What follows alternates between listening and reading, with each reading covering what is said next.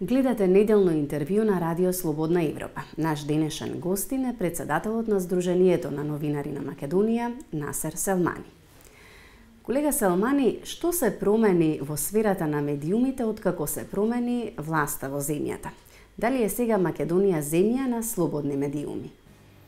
Добро прашање. Мислам дека она што се промени перцепцијата на луѓето дека дојде слободата, а во суштина мислам дека не се променија работите.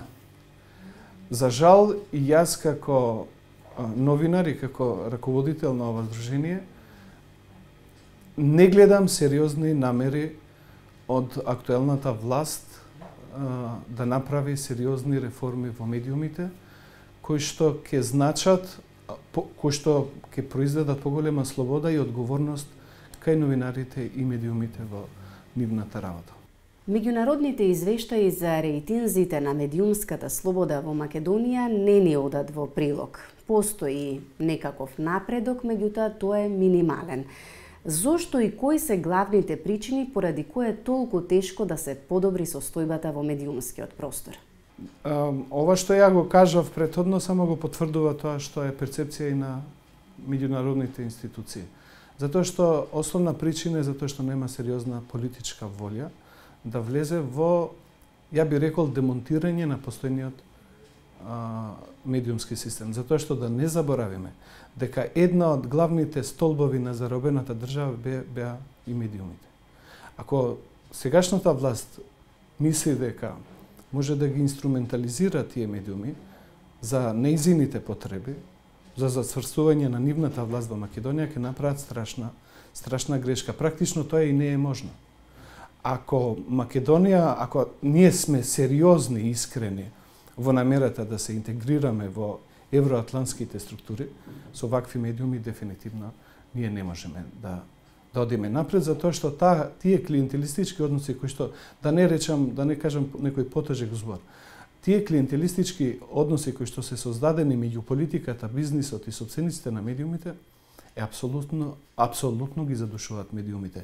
И веќе ние не можеме да зборуваме за медиуми, туку веќе зборуваме за пропагандна машинерија која што со промената на власта ја менува страната и почнува да работи за интересите на таа власт. Вие гледате дека сега мејнстрим медиумите сега веќе на некој начин се многу френдли настроени кон новата власт. А тие беа ударната тупаница на режимот на Груевски.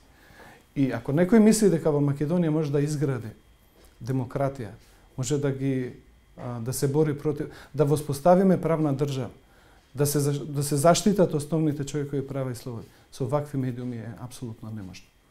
Законот за аудио и аудиовизуелни медиумски услуги е заглавен во собрание. Дали во неговата конечна верзија беа прифатени сите ваши забелешки и кога конечно овој закон ќе го види светлото на денот?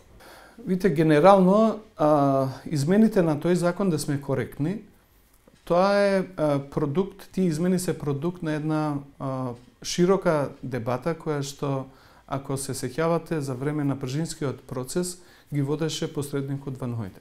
Практично тие решенија се решенија кои што беа понудени од новинарските и медиумските организации. И ние сме убедени дека ако ние не велиме дека со тоа ќе заврши реформата во медиумите, меѓутоа тоа се тие минимум измени кои што треба да се направат за да обезбедат амбиент во медиумите да можат слободно и непречено да работат. Меѓутоа очигледно дека таквите промени не им се допаѓаат на политичките партии застапани во собрание. Јас знам дека власта има добар изговор дека тоа го блокира опозицијата, меѓутоа ако вие сте сериозна власт, за 1,5 година ќе најдете начин како да ги реализирате вашите политики. Ние видовме во други законски проекти знаат како тоа го прават. Ги повлекуваат законите, ги пуштат по брза постапка. Така да, ја мислам дека очигледно дека овој закон е заложник на би рекол, партиските пазарења меѓу актерите во собрание. Малку околу состојбата со јавниот сервис МРТВ. Во извештајот на Репортери без граници од април годинава, меѓу другото се наведува дека јавниот сервис се уште му служи на ВМРО ДПМНЕ. Која е вашата перцепција за ова и кому му одговара таков јавен радиодифузен сервис? На сите. Затоа што луѓето сега кои што вие, само да ве подсетам, нема 3-4 месеци кога ние излеговме отворено, јавно и ја повикавме на владата да разреши преку собранието одредени членови во програмски совет кои што се избрани на нелегитимен, незаконски начин. Ако ВМРО ДПМН го блокира процесот во собрание, власта има одговорност да најде алтернативни решенија. Тоа беше една од алтернативните решенија. Тие тројца членови кои што се избрани спротивно на законот, постојниот закон, тие не можат повеќе да бидат членови на програмски совет. Меѓутоа, очигледно тоа не им се допадна како идеја, затоа што очекуваат со ВМРО веројатно да се пазара за разни законски, други законски проекти и веројатно тоа не им влегува во нивната математика. Очигледно, тоа и одговара и на власта, затоа што гледате вие дали е тоа нормално, премиер, министер, да излегува и да јавно да повикува луѓето од јавниот сервис да си поднесат оставка. Тие имаат друг начин како можат да се справуваат со таа ситуација. Ние први сме го кажале дека луѓето кои што се во јавниот сервис се луѓе, партиски луѓе на ВМРО ДПМН.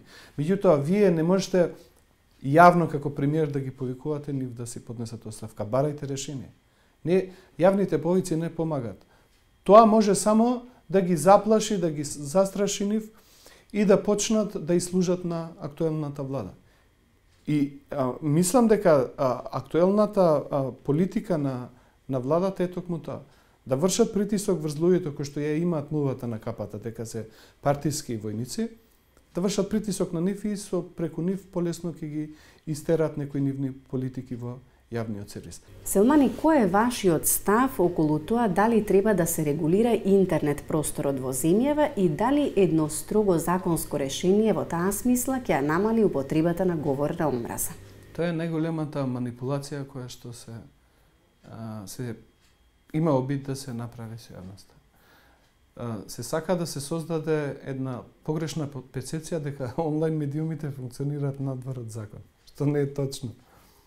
Вие спомнавте говор на омраза, вие знаете дека говорот на омраза е санкциониран во кривичниот закон. И говорот на омраза се санкционира без разлика каде се појавува, во медиуми, на Facebook, на социјални мрежи, на јавен протест. Кажете ми кој од оние кои што во изминатиот период интензивно користеа говор на омраза беа санкционирани? Никој. Значи проблемот не е во немање на закони. Закони ние имаме. Проблемот е во неспроведување. Значи, очигледно нивната намера е да контролират, да спречат било каква критика во јавноста.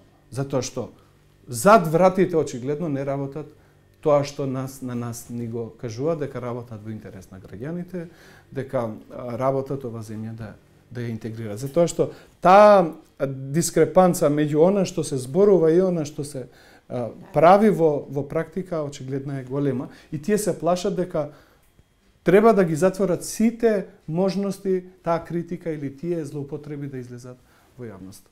Наскоро не очекува ново изборно собрание на ЗНМ.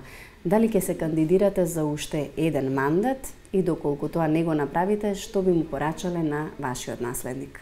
Мислам дека ја го почитувам на непишано правило дека 2 мандати се доволни за било кој во било која сфера да покаже тоа што имал намера да работи. Некоја визија. Мислам дека 8 години се доволни. Она што како визија, не само ја, него и луѓето кои што ме поддржува, да се реализира. Она што имам да му порачам на следниот, на оној што ќе дојде после мене, е да го замолам дека тој аманет од колегите, дека ова здружение треба да служи на новинарите и новинарството, никогаш да не го заборави. Ви благодарам за интервјуто. Фала за интерес. Вам, почитувани, ви благодарам за вниманието со кое не следевте. Довидување за 7 дена.